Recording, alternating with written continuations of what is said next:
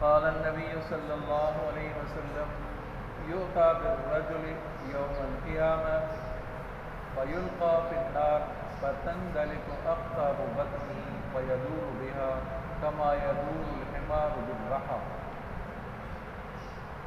فيجتمع إليه أهل النار فيقولون يا فلان ما لك ألم تكن تأمر بالمعروف وتنهى عن المنكر فيقول بلى قد كنت آمر بالمعروف ولا آتيه وأنهى عن المنكر وآتيه رواه مسلم. درود شریف بلند آواز. اللهم صل على محمد وعلى آل محمد كما صليت على إبراهيم وعلى آل إبراهيم إنك مجيد. اللهم بارك على محمد وعلى آل محمد كما باركت على إبراهيم وعلى آل إبراهيم إنك مجيد. کوئی بھی ساتھی نہ رہے، سارے ساتھی درود شریف پڑھیں.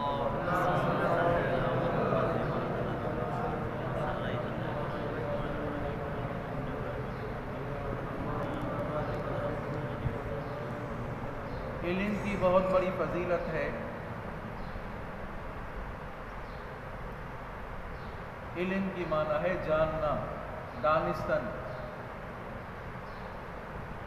اللہ اور اس کے رسول کی کو ماننا، اللہ اور اس کے رسول کی بات کو ماننا.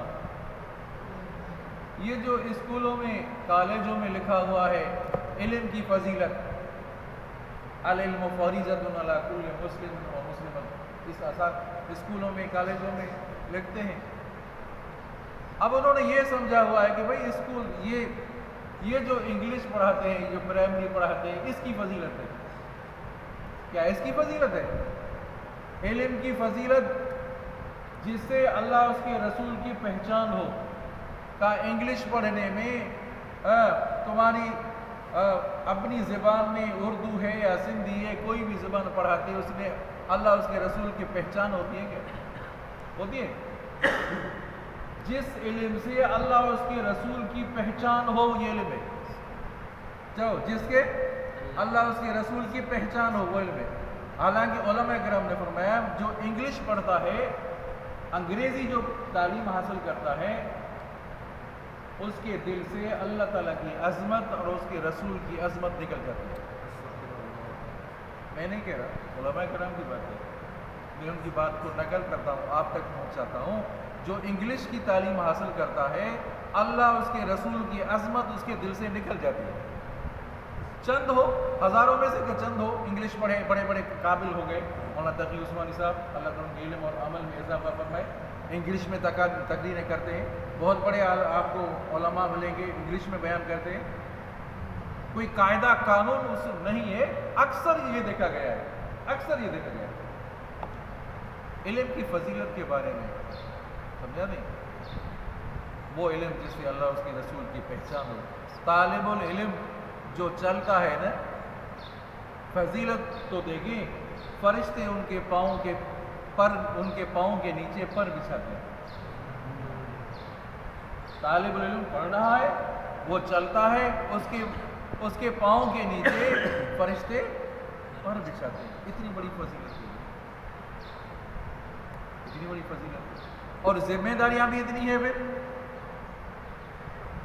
عالم بن گیا تو ذمہ داری بھی اتنی ہے، فضیلت اتنی ہے تو ذمہ داری بھی ہے. یہ نہیں کہ بھئی مولوی صاحب میں آؤں گا تو مجمع زیادہ ہو، اندر باہر مسجد بھری ہوئی ہو، پھر میں بیان کروں گا. وہ یہ کہے اللہ رحم کرے، سمجھا نہیں؟ اتنا بڑا مجمع ہو اور سمجھا اور عمل کرنے والے نہ ہو، اس سے بہتر ہے چند افراد ہوں اور عمل کرنے والے ہوں. شاہ اسماعیل شہید رحمۃ اللہ علیہ دہلی کی جامع مسجد میں بیان کرتے نکل رہے تھے، سیڑھی سے اتر رہے تھے. ایک نوجوان آیا، دیہاتی آیا، اتفاقاً حضرت شاہ اسماعیل سے ملا. بھائی کیا بات ہے؟ کہ بھائی شاہ اسماعیل کا بیان ہو گیا. اس دور میں جس طرح آج مولانا تقی عثمانی صاحب ہیں، اس دور میں شاہ اسماعیل کی بہت بڑی شان تھی، بڑی بڑی مقبولیت تھی. تو اس کا تو بیان ہو گیا، اور میں تو اس کا بیان سننے کے لیے آیا تھا. اتنی دور سے آیا تھا. کس سے بات کر رہا ہے؟ شاہ اسماعیل سے بات کر رہا ہے. میں تو اس کا بیان سننے کے لیے آیا تھا اور اتنی دور سے آیا ہوں. ہے تو بیٹھو، ادھر بیٹھو، میں بھی تمہارے ساتھ بیٹھتا ہوں، میرا نام ہی اسماعیل ہے، میرا نام ہی اسماعیل ہے۔ اچھا آپ کا نام اسماعیل، آپ کا نام، میرا نام اسماعیل ہے۔ جو بات میں نے ممبر پر بیان کی تھی وہی بات میں اول سے آخر تک تمہیں بتائی دیتا ہوں۔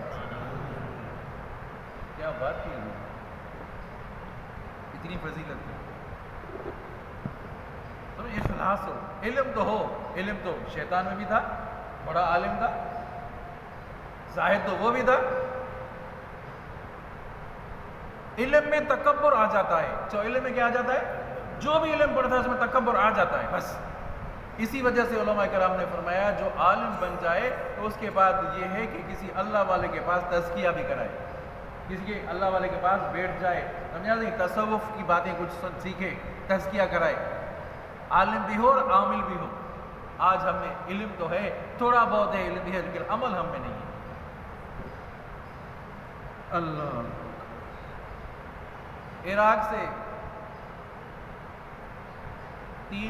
تین شخص دیہات سے نکلے، تینوں کا نام محمد تھا، چلو سبحان اللہ، تینوں کا نام محمد تھا، علم حاصل کرنے کے لیے نکلے۔ آپ اس عمر میں بھی علم حاصل کر سکتے ہیں، یہ اس سفید داڑھی ہے نا، اس عمر میں بھی آپ علم حاصل کر سکتے ہیں۔ کیسا کہ آپ بیٹھے، جیسے آپ بیٹھے ہوئے ہیں، آپ نے ایک حدیث سنی، اس کو یاد کر لیا، آپ دوسروں تک پہنچایا، یہ علم ہے بھائی۔ ایک حدیث آپ نے سنی، دوسرے بھائیوں تک آپ نے پہنچائی، یہ علم ہے۔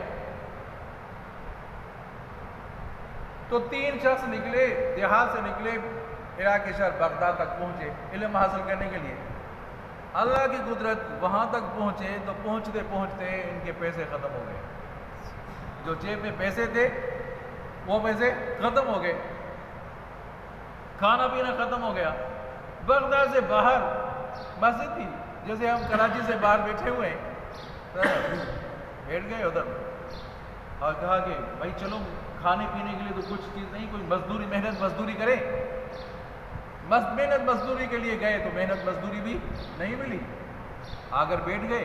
اور حکم یہ ہے کہ اگر بھوک کا عالم ہے، اتنی شدت کی بھوک لگی ہوئی ہے تو زندگی اور موت کا مسئلہ ہے، تو اس وقت آپ سوال کر سکتے ہیں، اس وقت آپ سوال کر سکتے ہیں۔ ویسے اجازت نہیں ہے، سوال کرنے کی اجازت نہیں ہے کہ اپنے لیے سوال کرے، جیسے آج کل ہو رہا ہے۔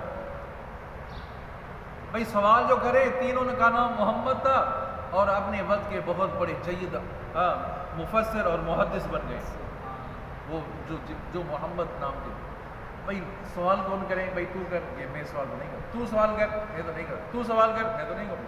اب ایک قرآن اندازی کرتے ہیں، تینوں نے انکار کیا کہ ہم سوال نہیں کریں گے۔ السوال الذل، سوال کسی سے کرنا خواری ہے، جو سوال کرنا خواری ہے۔ یہاں تک کہ کہتے ہیں کہ اگر گھوڑے پر آدمی سوار ہے نا، چابک گر گیا ہے تو کسی کو یہ نہ کہو کہ چابک لے کر دے دو، بھائی چابک اٹھا کر دے دو، سوال نہ کرو کسی سے۔ ہم تو کہتے ہیں پانی تو پلاؤ، پانی پلاؤ، بھائی وہ چیز تو لے کر دو۔ ہماری تو عادت بن گئی ہے سوال کرنا، ہم اس کو عزت سمجھتے ہیں، حالانکہ یہ نہیں کرنا چاہیے، سوال نہیں کرنا چاہیے۔ اچھا اب قرآن دازی کریں، قرآن نے نکلا ایک نام جس کا نام محمد تھا، محمد بن نصر تھا یا دوسرے محمد۔ بھئی سوال تو میں کروں گا، اس کا نام جو نکلا، سوال تو میں کروں گا، لیکن اتنی اجازت دے دو کہ میں 2 رکعت نفل پڑھوں، 2 رکعت نفل پڑھنے کی اجازت دے دو مجھے، میں 2 رکعت نفل پڑھوں۔ تو 2 رکعت نفل پڑھی اور اس نے خوب مانگا، اللہ سے خوب مانگا، یا اللہ یہ تو سوال، یہ بھی تو ضرور مانگا ہوگا، یا اللہ مجھے سوال سے بچا دے، مجھے سوال کرنے سے بچا دے، یہ بھی تو سوال دعا مانگی ہوگی۔ اللہ کی قدرت، نماز سے فارغ ہو کر دعا ختم ہوئی تو باہر سے کوئی آدمی آیا، بھائی یہاں 3 شخص ہیں جن کے نام محمد ہیں، تو بھائی 3 شخص ایسے ہیں جس کا نام محمد ہے، محمد بن فلان، محمد بن فلان، محمد۔ یہاں ہمارا کوئی جاننے والا نہیں ہے، نہ کوئی رشتہ دار ہے، نہ کوئی مٹر مائٹ ہے، کوئی نہیں ہے، اور ہمیں تینوں کا نام محمد لے رہا ہے، بھائی کیا بات ہے؟ ہاں ہے، محمد تو ہے۔ بھائی جو بغداد کا گورنر ہے اس نے پیغام بھیجا ہے، بغداد کے گورنر نے پیغام بھیجا ہے اور یہ دسترخوان بھیجا ہے، یہ کھانا اور یہ پیسے بھیجے ہیں۔ آپ صلی اللہ علیہ وسلم کی زیارت ہوئی ہے کہ میرے مہمان تمہارے شہر میں موجود ہیں، اتنے دنوں سے بھوکے ہیں اور تم آرام سے سو رہے ہو، یہ ان کو دے دو محمد کے نام۔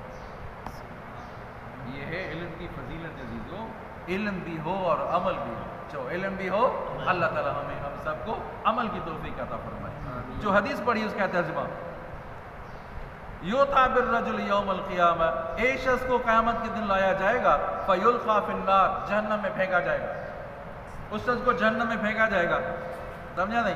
فتنطلق اقدام بطنہ، پھر وہ اس کے جو انتڑیاں ہوں گے، انتڑیاں اس کی نیچے گر رہے ہوں گے، انتڑیاں، سمجھا نہیں؟ اور انتڑیوں پر یہ گھومے گا، ایسے پھرے گا، انتڑیاں نکلی ہوئی ہیں اور گھوم رہا ہے، ایسے گھوم رہا ہے جہنم میں۔ اس طرح کما یدور الحمار بالرحا، جس طرح چکی ہوتی تھی نا، چکی میں وہ حمار گدھا گھومتا تھا، اس طرح وہ پھر رہا ہوگا۔ وہ لوگ جہنمی اکٹھے ہوں گے اور کہیں گے ارے تو وہ نہیں ہے جو مجھے کہتا تھا، ہمیں کہتا تھا نماز پڑھو روزے رکھو، تو وہ نہیں ہے؟ وہی ہو، کیا ہو گیا تمہیں؟ جہنم میں یہ سزا تمہیں مل رہی ہے اور انتڑیوں پر گھوم رہے ہو، کیا ہو گیا تم تو ہمیں کہتے تھے بھائی نماز پڑھو روزہ رکھو، اور تمہیں کیا ہو گیا؟ کہ بھائی وہ کہے گا میں تو تمہیں کہتا تھا کہ نماز پڑھو لیکن خود نماز نہیں پڑھتا، میں تو کہتا تھا سمجھے گناہ کے کام نہ کرو، دوسروں کو کہتا تھا گناہ کے کام نہ کرو، خود گناہ کے کام کرتا تھا۔ یاد ہے؟ اللہ رحم کرے، اللہ رحم کرے۔ قیامت والے دن ایک شخص کو لایا جائے گا اور آگ میں ڈال دیا جائے گا، اس کی انتڑیاں باہر نکل آئیں گی اور وہ انہیں لے کر ایسے گھومے گا جیسے گدھا چکی کے ساتھ گھومتا ہے، سو اس کے گرد جہنمی جمع ہو جائیں گے اور کہیں گے اے فلاں تجھے کیا ہوا ہے؟ کیا تو نیکی کا حکم نہیں دیتا تھا، برائی سے نہیں روکتا تھا؟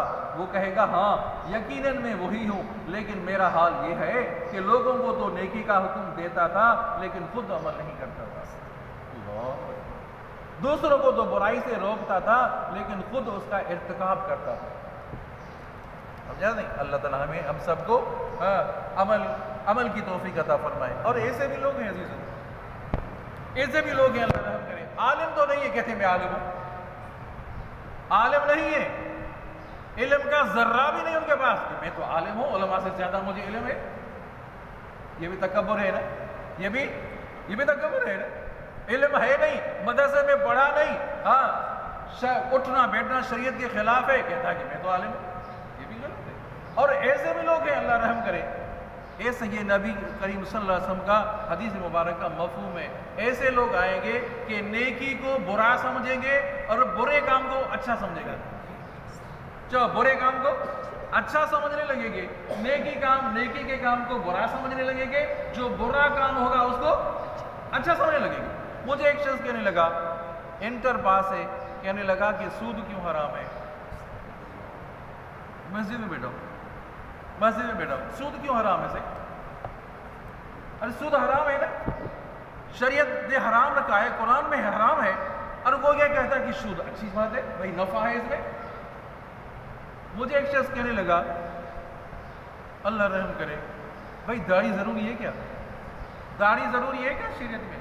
کیا داڑھی کے بغیر جنت میں آدمی نہیں جائے گا؟